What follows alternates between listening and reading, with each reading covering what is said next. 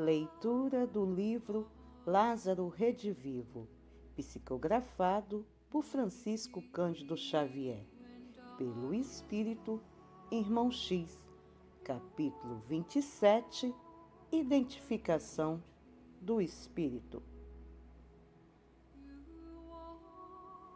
Corria o ano de 1581, quando um caso estranho ocorreu em Sevilha. Contou-nos o espírito Padre Diego Ortigosa, em agradável tertúlia fraternal. Desencarnara um médico atencioso e amigo dos pobres, Dom Juarez, Costaneira e Salcedo. Continuou ele com a graça do narrador inteligente. Quando, alguns meses mais tarde, apareceu uma jovem que se dizia assistida pela alma do Esculápio.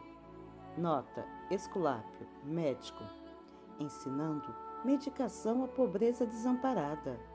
Encheu-se-lhe a casa humilde e tosca de famintos da saúde, e o médico desencarnado atendia, de boa vontade, orientando o tratamento de criaturas enfermas e infelizes. A donzela, convertida em intermediária, não mais encontrou tempo para cuidar de si mesma. As horas disponíveis eram escassas para atender a pessoas doentes e abatidas de sua cidade e vizinhança.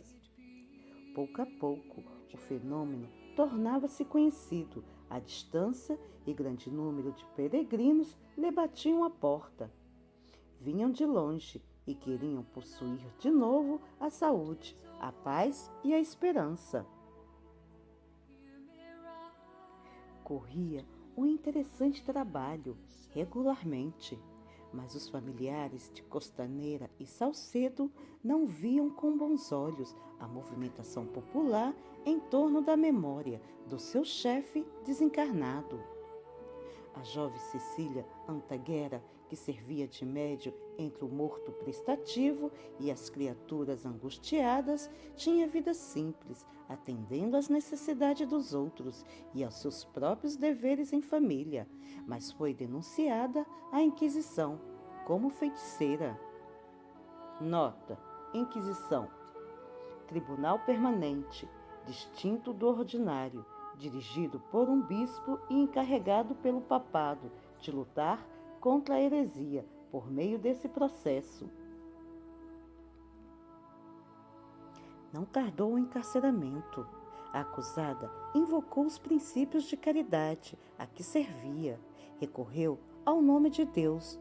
Amigos dedicados intercederam por ela, com os algozes, mas a pobrezinha foi retida, incomunicável, para longas inquirições.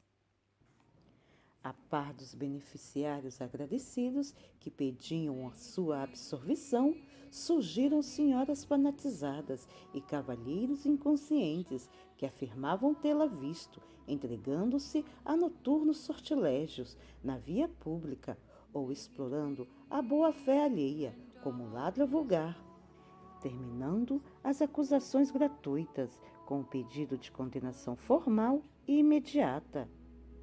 Algumas chegavam a rogar-lhe fosse dada a bênção da fogueira ou a graça de ser esquartejada viva no auto de fé, em nome da caridade da Igreja.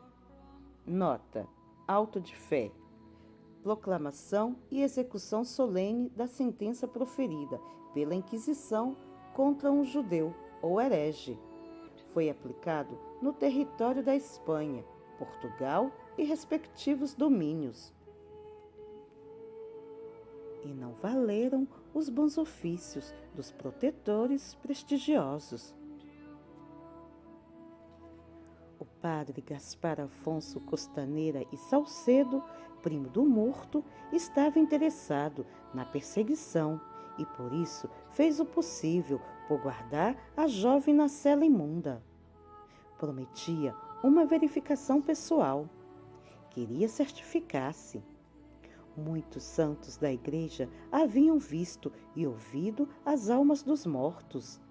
E acrescentava pedante que esses fatos eram conhecidos desde os patriarcas hebreus, não obstante a proibição de Moisés, que se manifestara contrário ao intercâmbio com os mortos.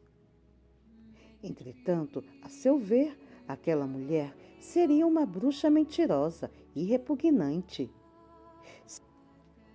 Seu primo, Dom Juarez, estava no céu, gozando a companhia dos anjos, e não voltaria a confabular com mortais desprezíveis. Para isso, recebera missas a rodo e solenes exéquias. Que motivo, perguntava ele, levaria um médico a apaixonar-se pelos doentes, além do túmulo? Os santos e santas tinham visto almas glorificadas em beatitude celeste, mas aquela endemoniada tinha o topete de afirmar que seu ilustre parente continuava a interessar-se pela medicina depois da morte. Não seria loucura? Interrogavam os amigos da acusada. E se fosse, não seria justo desculpar a demente?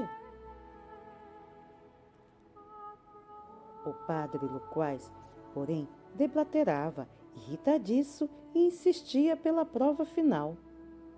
Com efeito, após longos dias de expectativa, Cecília Anteguera, abatida e enferma, trazendo nos punhos e braços os sinais de terríveis flagelações, foi trazida a uma sala vastíssima, onde se reuniam alguns juízes eclesiásticos, sob a presidência do inquisidor-mor. A pobre medianeira, sob olhares sarcásticos, rogou em silêncio a Deus a visita do médico desencarnado. Não seria razoável que o espírito desse prova de sua sobrevivência? Ficaria desamparada perante os verdugos? Eis que Dom Juarez, o morto, se aproxima. Transfigura-se a médium, observando-lhe a palidez e as alterações fisionômicas. O padre Gaspar atende a um sinal do inquisidor-mor e pergunta, contendo a emoção: estamos em presença do demônio? A entidade sorriu, utilizando os lábios de Cecília, e respondeu: estais em presença do espírito. Como se chama? Indagou o clérigo. Não tenho nome, replicou o desencarnado. O espírito é universal. E continuou o diálogo. Confessa que já morreu? Sim, já perdi o corpo físico. Tem uma pátria? Tenho. Qual? O mundo inteiro. Deixou alguma família na terra? Deixei. Como se chama essa família? Antes da resposta, os inquisidores denotavam grande aflição, mas Dom Juarez respondeu sem hesitar: chama-se humanidade. Vem do inferno ou do purgatório? Não é da vossa conta. Tem recomendações a fazer a pessoas do mundo carnal? Não devo lembrar o que me compete esquecer, para o bem comum. Reconhece a autoridade da Igreja? Reconheço a eterna autoridade de Jesus Cristo. Oh, oh, oh! Exclamaram os circunstantes. Finalmente, qual é a sua profissão de fé? O seu propósito? Perguntou o padre Gaspar, exasperado. Dom Juarez, o morto, respondeu sem titubear: amar a Deus sobre todas as coisas e o próximo como a mim mesmo, cultivar a verdade, fazer o bem e colaborar na fraternidade universal. Nesse instante, levantaram-se todos, sob grande revolta. O inquisidor-mor recomendou o recolhimento da endemoniada até ulterior deliberação, explicando-se aos sevilhanos que coisa alguma ficaria esclarecida e que o assunto não passava de farsa condenável e odiosa. O narrador fez uma pausa mais longa, mas um dos amigos presentes, interpretando o nosso interesse, indagou: "E a médium? Que lhe aconteceu?" "Vocês ainda perguntam?" disse o padre Ortigosa, em tom significativo. Como a Inquisição não podia punir o espírito, queimou a intermediária, em soleníssimo auto de fé. Em seguida, sorriu bondosamente e concluiu: Cecília de Antequera, porém, logo após entregar o corpo às cinzas, uniu-se ao espírito Dom Juarez, em serviço muito mais elevado e profícuo às criaturas humanas, encontrando no sacrifício a sua melhor realização, convertendo-se ainda em devotada amiga de todos os seus acusadores e verdugos, aos quais sempre recebeu caridosamente nos primeiros degraus da passagem sombria do túmulo.